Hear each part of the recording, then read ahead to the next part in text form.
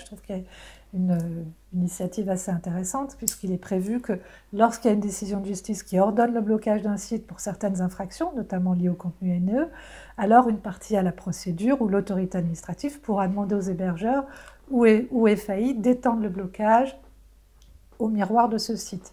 Et il envisage également un cas assez proche, c'est-à-dire quand le site miroir reprend de manière substantielle le dit contenu.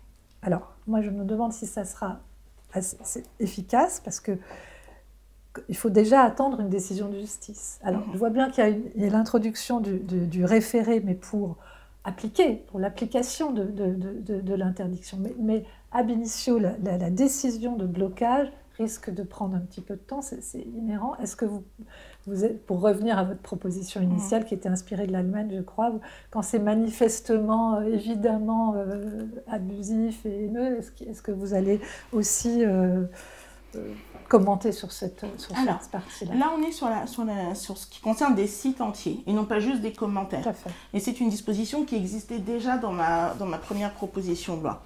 Quelle est l'histoire derrière? Toujours aussi pour savoir ce qu'on vise. Ouais. Vous connaissez peut-être, j'aime pas faire ça à la pub, mais un site qui s'appelle Démocratie participative et qui change régulièrement d'extension, .org, .z, tout ce qu'on veut. C'est un site qui est détenu par un breton exilé au Japon qui a acheté, je crois, 240 noms de domaines et qui donc joue avec la justice aujourd'hui. On a eu une première décision de déréférencement qui est faite en référé, mais un référé qui a duré un petit peu longtemps, en effet, puisque le temps que tout cela soit engagé, ça a pris plusieurs mois, c'est vrai, et qui a donc ordonné ce déréférencement de ce site à caractère haineux.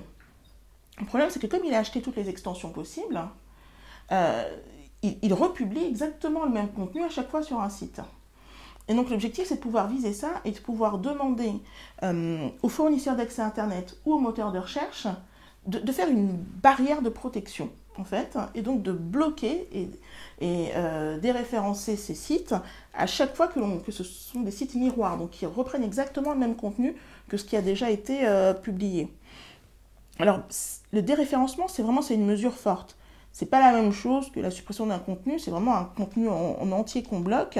Et c'est vrai que normalement, ça doit passer par décision de justice. Donc là, on allait jusqu'au maximum, où on se dit, on va leur demander sur la base de quelque chose qui est identique de déréférencer, mais ce n'est pas une obligation sous sanction. C'est-à-dire que s'ils ne se sentent pas à l'aise parce que le texte aurait peut-être évolué un petit peu, eh bien on repasse par la case juge. Et c'est normal parce que c'est l'état de droit aussi. Et donc il faut qu'on s'assure de garder l'équilibre. Mais en tout cas, je pense que c'est une mesure qui est importante. Il va falloir l'actionner un maximum pour ce site-là et d'autres, ceux qui sont tenus par les Soral et consorts. Il faut absolument qu'on ne les laisse plus prospérer ainsi sur la toile. Très bien, ouais, je pense que c'était effectivement tout à fait à différentes typologies de sites, puisque tout le monde peut ouvrir son site aujourd'hui. Et c'est ça, avant même que le contenu devienne viral, on voit bien que c'est ab initio qu'il faut agir. Et j'entends la nécessaire décision de justice en amont, même si certaines plateformes, certains GAFA ont créé des sortes de tribunaux internes. Et au nom du cercle Montesquieu, on pense que c'est mieux d'avoir recours à la justice, qui est dans son rôle totalement... Oui, surtout sur un tel niveau, en fait, de déréférencement. Ouais, c'est important de passer devant le juge, je pense aussi.